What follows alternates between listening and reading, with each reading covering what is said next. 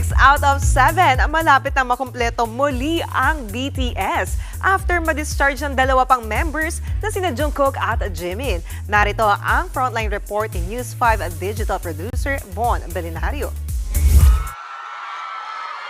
May pa-flower bouquet at maraming mic.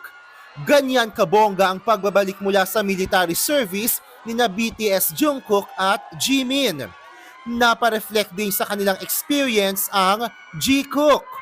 저희가 군대를 와보니까 되게 쉽지 않은 곳이었던 것 같아요. 옆에 고생하시는 분들도 너무 많고 해서 혹시 괜찮으시면은 길 지나가다가 군인분들 한번 보게 되시면은 가볍게라도 그냥 따뜻한 말이라도 해주시면은 너무 영광일 것 같습니다. 정말 저희랑 같이 이제 생활하신다고 너무 고생 많으셨고 또 잘 챙겨주셔서 너무 감사했다고 말씀드리고 싶습니다.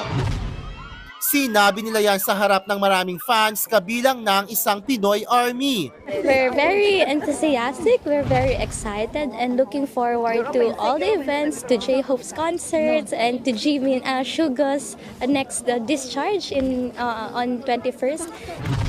Kahapon lang nang ma-discharge sina RM at V. Sa June 21 naman inaasahang lalabas sa service si Suga. Habang sa June 30 naman ang 13th anniversary ng Bangtan Boys.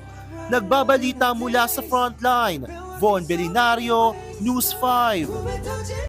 Mga kapatid, Jania Lipon po, laging maging updated sa latest sa entertainment and lifestyle para maging una sa balitaan. Bisitahin at mag-subscribe na sa social media pages ng News 5.